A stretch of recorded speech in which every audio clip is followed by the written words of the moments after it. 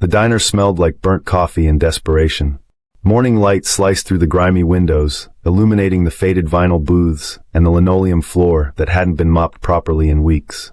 Elena Cruz moved with quiet precision behind the counter, her navy apron slightly wrinkled but spotless. The early shift had always been hers, not because she loved the hours, but because the silence before the lunch rush gave her a moment to breathe.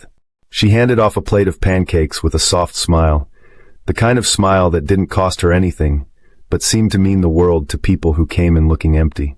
Before I go on, I know you are enjoying the story, so I would really appreciate it if you give this video a like, smash the subscribe button down below, and turn on the bell notification to get notified whenever I drop a new video. Alright, let's continue.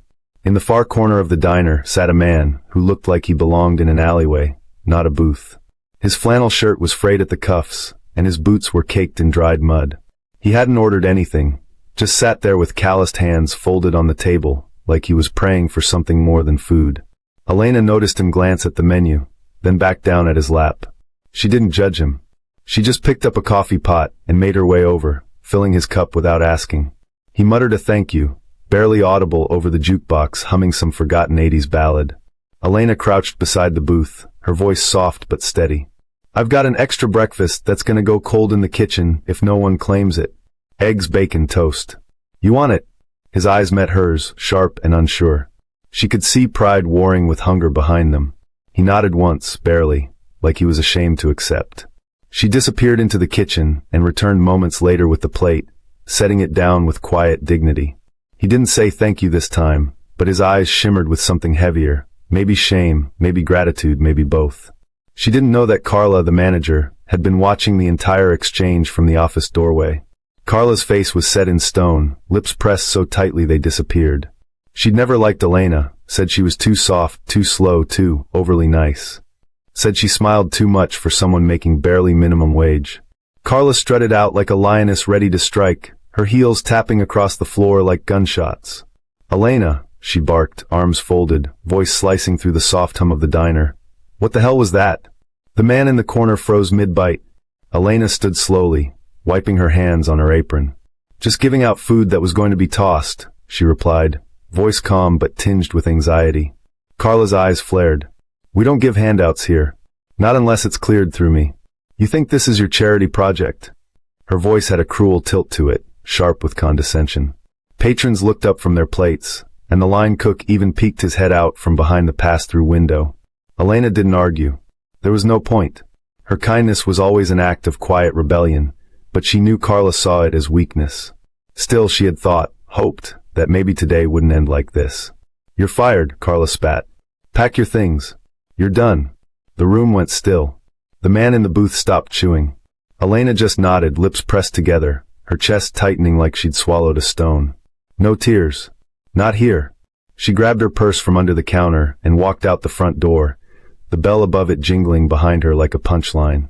Outside, the cold air slapped her cheeks. The city didn't stop moving just because her world had shifted. Cars honked. People rushed past. No one knew that she had just lost the job that paid her rent and fed her little sister. She walked 2 blocks in silence before sitting on the edge of a concrete planter. Her hands trembled as she pulled her coat tighter. She didn't regret what she'd done.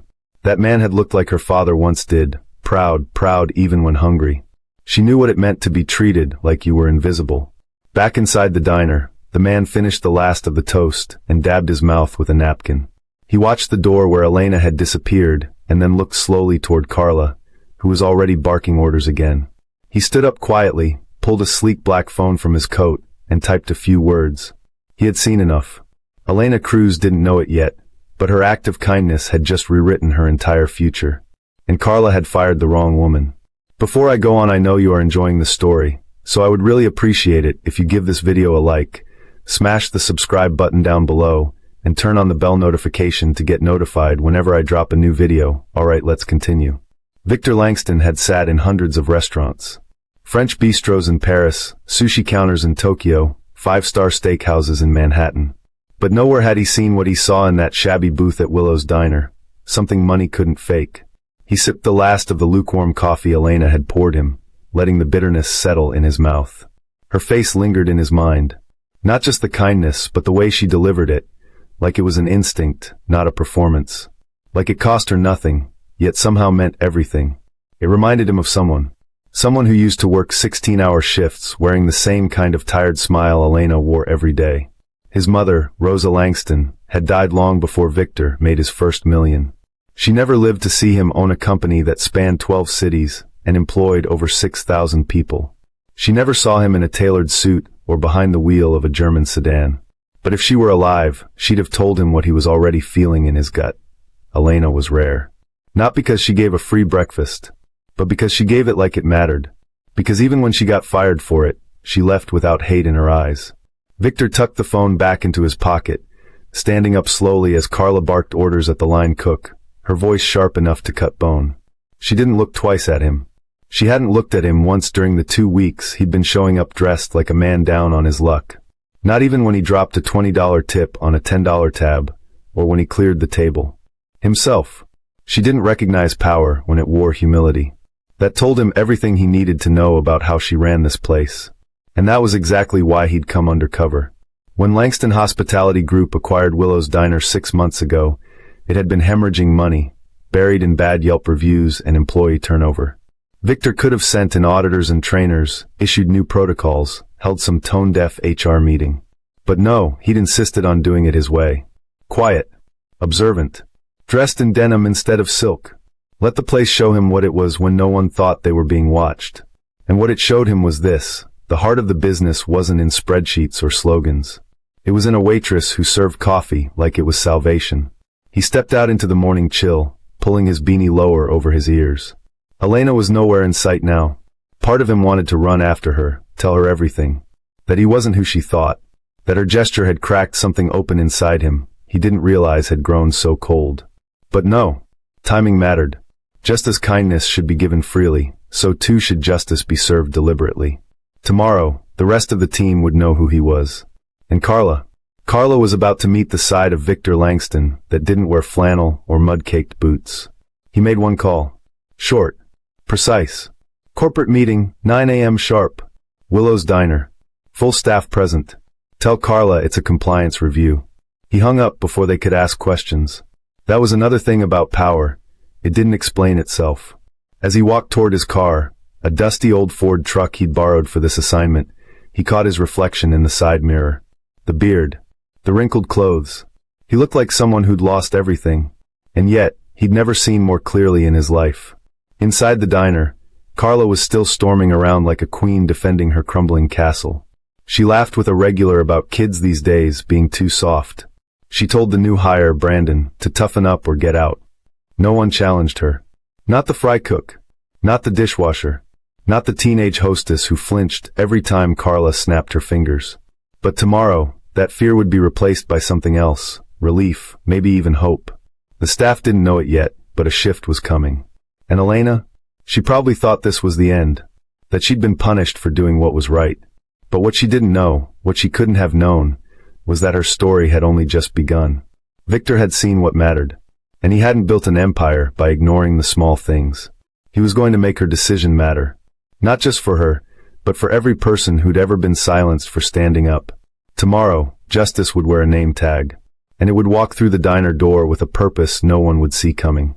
The morning air was thick with fog as Carla strutted into Willow's Diner, wearing her best blazer and a bright red lipstick that screamed ambition. Her heels clicked against the tiles with extra purpose. She had received the corporate call late last night. Something about a compliance review. Finally, she thought. It was about time headquarters recognized the work she'd put in. Running a tight ship wasn't for the faint of heart. She believed she had whipped the place into shape. In her mind, she was the reason the diner hadn't shut down. Elena was gone, and with her, all the messy emotions that got in the way of business. She had even stopped by a fancy donut shop on the way in, bringing a box for the corporate people, as a gesture of goodwill. Carla wasn't stupid. She knew how to play the game, clean the books, cut corners where no one looked, and put on a friendly face when it mattered. The rest was noise. Employees were replaceable. Loyalty wasn't part of the job description. She paused at the mirror by the restroom to check her lipstick and gave herself a tight, satisfied smile. Today, she'd charm her way into a promotion. By 9 a.m. sharp, the diner was unusually quiet. The employees, summoned early for the surprise meeting, stood in a loose semicircle near the front counter, whispering with furrowed brows. No one knew exactly what was going on, but tension hung in the air like thick grease. Carla clapped her hands together. Let's all look sharp, people. Corporate's on their way. This is our chance to show them what a disciplined, high-performing team looks like. No one replied. Brandon, the new busboy, kept his eyes down. The hostess chewed her nail, glancing at the door. Then it opened. In walked the man from the corner booth. Same flannel shirt. Same heavy boots. But this time, his posture was different. Straighter. Commanding. The beard was neatly trimmed. A black leather folder tucked under one arm. He moved through the room with silent authority, and suddenly everyone felt it. This wasn't a man down on his luck. This was someone who belonged at the top of a building with his name on it. Carla's smile twitched at the corners.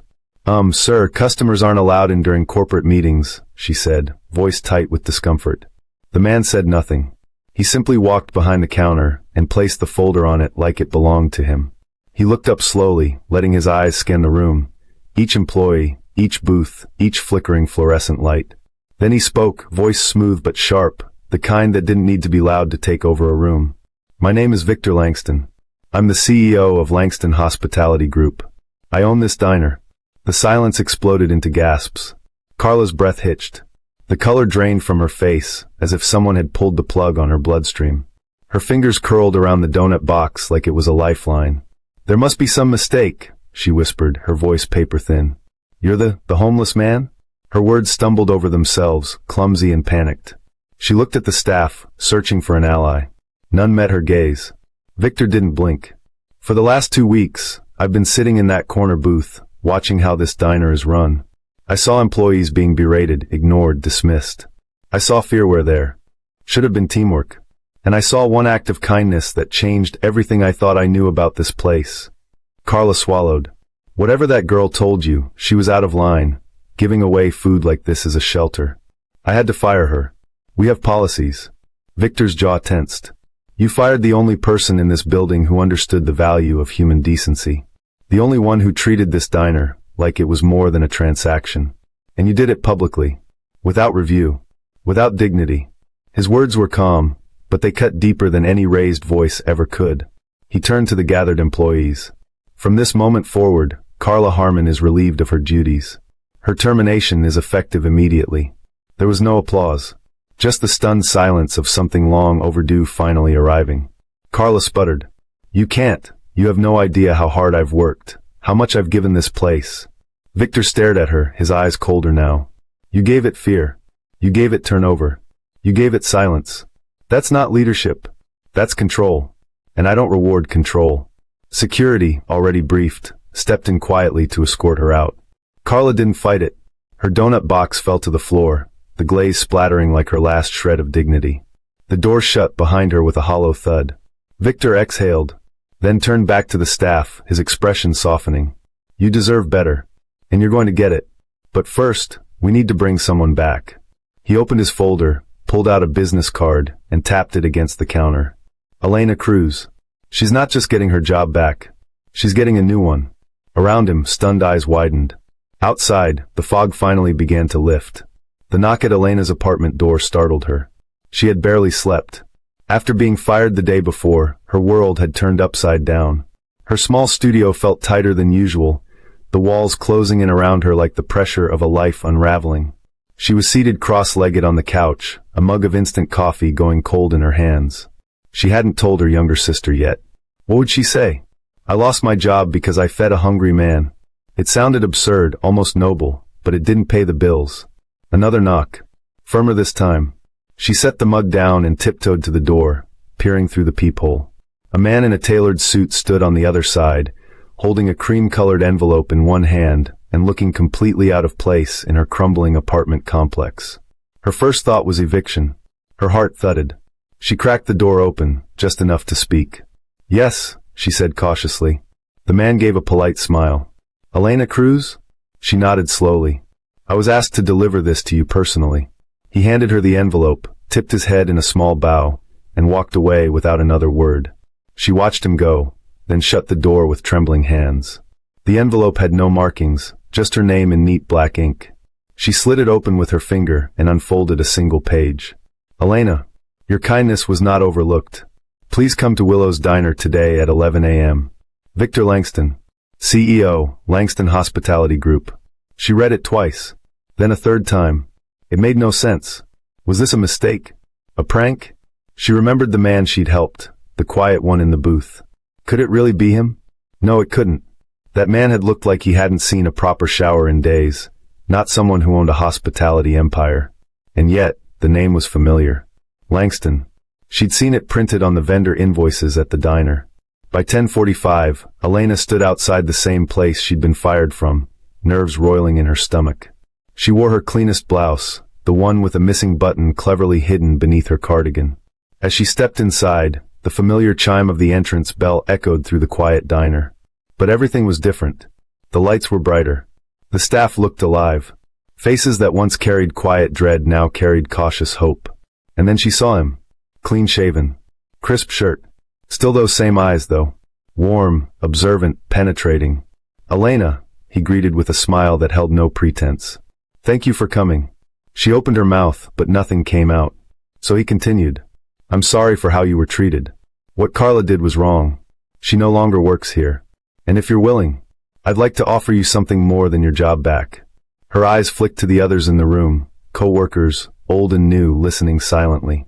She felt the weight of their attention like hands pressing gently on her back. Why me? She whispered. I just gave someone breakfast. Victor nodded. You did it without expecting anything in return. That's rare. And it's the kind of leadership this place needs. Someone who sees people, not just roles. Someone who leads with heart. He stepped forward and placed a small navy box in her hand. Inside was a simple pin, manager. You want me to manage the diner? She asked, stunned. But I don't even. You've already started, Victor interrupted softly. You just didn't have the title yet. The silence that followed was thick with emotion. Elena's throat tightened. She thought of her sister, of the bills stacked on the kitchen counter, of every night she'd walked home with aching feet and a numb heart.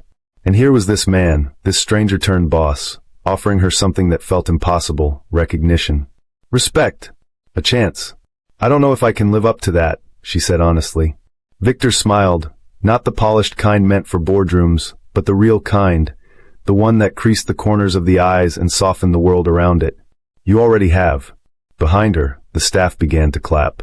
Slowly at first, then growing in rhythm. Elena felt heat rise in her cheeks. The moment was surreal, too big to grasp all at once. But somewhere deep inside, something shifted. Not just relief. Not just gratitude. It was the quiet stirring of belief in herself. For the first time in a long time. And outside, beyond the diner's doors, the day seemed a little brighter. Elena stood behind the counter, the small silver manager pin gleaming on her chest like a badge of defiance. Less than 24 hours ago, she had walked out of this same diner in humiliation, her kindness twisted into insubordination by a woman drunk on control. And now, the very counter that had witnessed her dismissal was where her return had begun. Only this time, she wasn't taking orders. She was giving them. Victor had stayed for a short while after her promotion, observing with his arms crossed and a quiet smile playing at his lips. But by midday, he had quietly slipped out, leaving behind a handwritten note on a napkin that simply read, You've got this. Lead with heart. The words felt heavier than any job title. And she didn't take them lightly. The transition wasn't seamless. The staff, still reeling from Carla's sudden exit and the whirlwind changes, moved with the hesitance of people who'd spent too long bracing for punishment. Elena understood it. She'd felt that tension herself, every shift spent dodging Carla's scrutiny, every small mistake that could explode into a storm. So she didn't bark orders. She asked questions. She watched. She listened. By noon, the kitchen was in chaos. The fryer had jammed, a stack of orders piled up, and the new hire, Brandon, had dropped a full tray of glasses that exploded across the floor like shattered nerves. The room went silent. Everyone looked at Elena. Carla would have shouted, thrown blame like knives. But Elena simply knelt down beside him, picking up the shards. It's just glass, she said quietly, brushing a piece into the dustpan. Not the end of the world. Brandon blinked at her, wide-eyed and unsure. Then something changed in his posture. His shoulders dropped, his hands steadied. The staff returned to their duties, but there was a different rhythm now. Not faster, not louder, just lighter. In the afternoon lull, Elena retreated to the back office, once Carla's private domain, now stripped of her perfume and paranoia. It still felt foreign. The walls were blank, the desk cluttered with reports and invoices that looked like they hadn't been touched in weeks. She sat slowly, running her fingers across the worn edge of the chair, letting the moment sink in. What now? She thought. The truth was, she had no managerial training, no business degree. What she had was years of scraping by, learning how to read people by the way they stirred their coffee or lingered at the door after paying the bill. She had intuition, empathy, and grit, but were those enough? Her phone buzzed. A message from Victor. You don't need to know everything right away. You just need to care more than the last person. Call me if you need help. She smiled. The words were simple, but they reached straight to the center of her chest. Maybe she didn't need to be perfect. Maybe leading didn't mean having all the answers.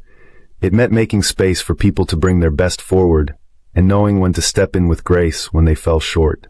She returned to the floor and saw small changes already blooming. The hostess, Danielle, had stopped biting her nails.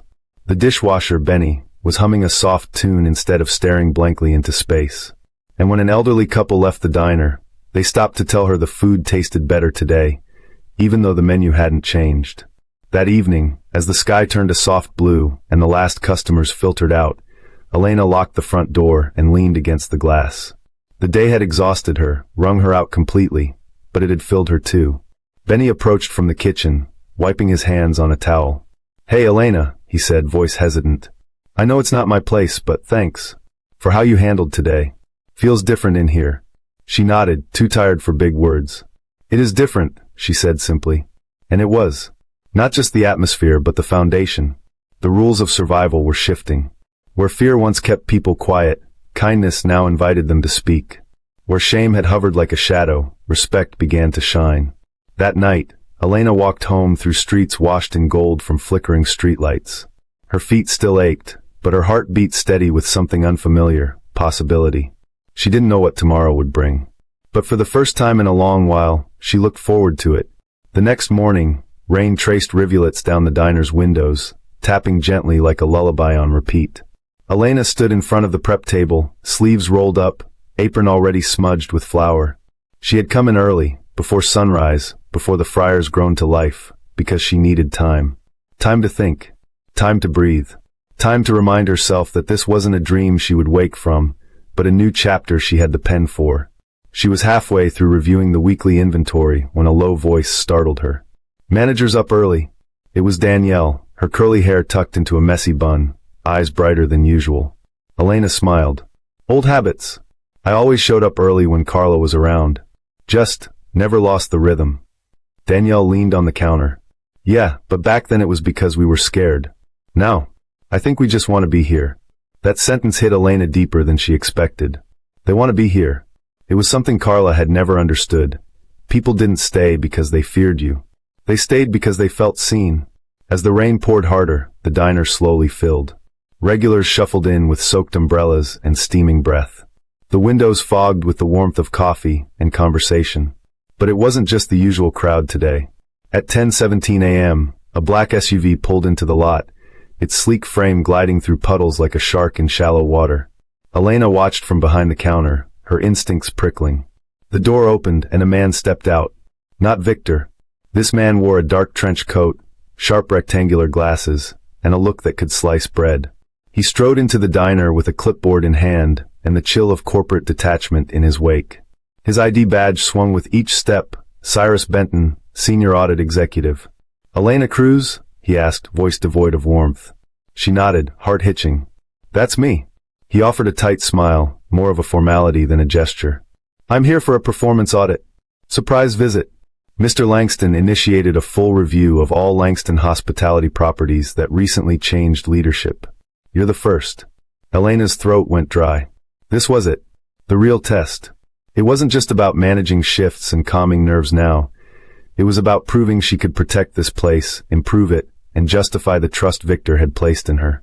And if she failed, that silver manager pin might not mean anything tomorrow. Cyrus moved through the diner like a hawk, observing every detail, the service speed, the cleanliness, the food quality. He asked questions, pointed, calculated ones. How many returns have you had this week? What's your waste percentage? When was the last safety inspection? Elena answered as best as she could, sometimes glancing at the clipboard she'd been compiling for her own records. Her numbers weren't perfect.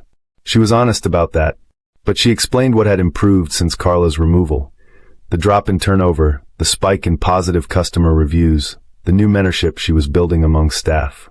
Every response was rooted in one thing: care. Still, Cyrus gave little reaction. His pen scratched silently across the page, unreadable. He left no clue whether she was succeeding or digging her own professional grave. Then came the unexpected blow.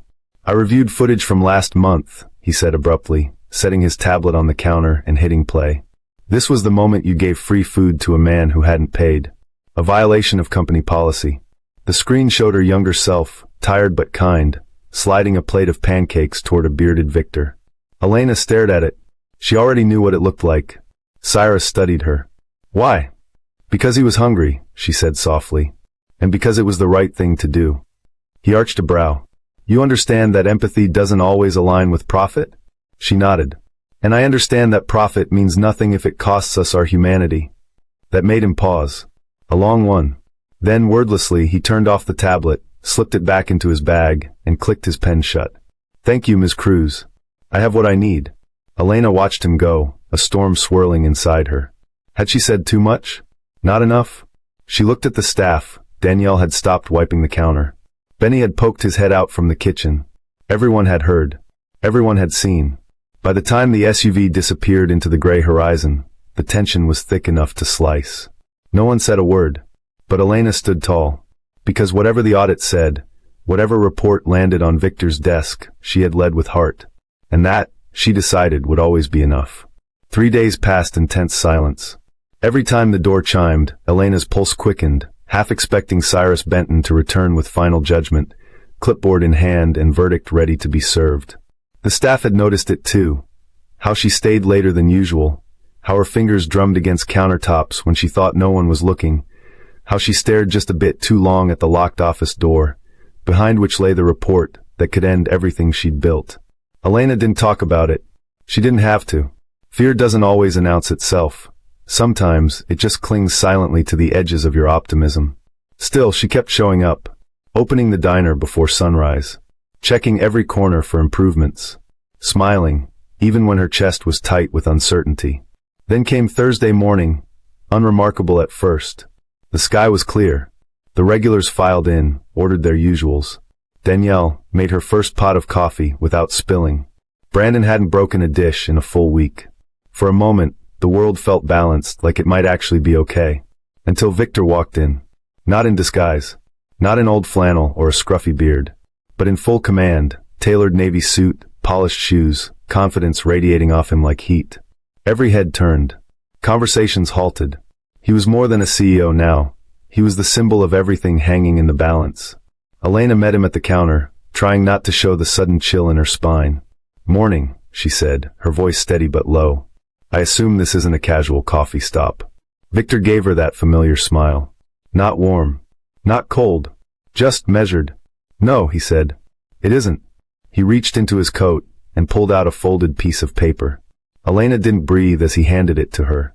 "This is Cyrus Benton's audit summary," he said. "Read it." Her fingers trembled slightly as she unfolded the document. Her eyes scanned it quickly, metrics, notes, bullet points, charts. But it was the closing paragraph that made her heart stop. The manager's decisions reflect a high standard of emotional intelligence and integrity.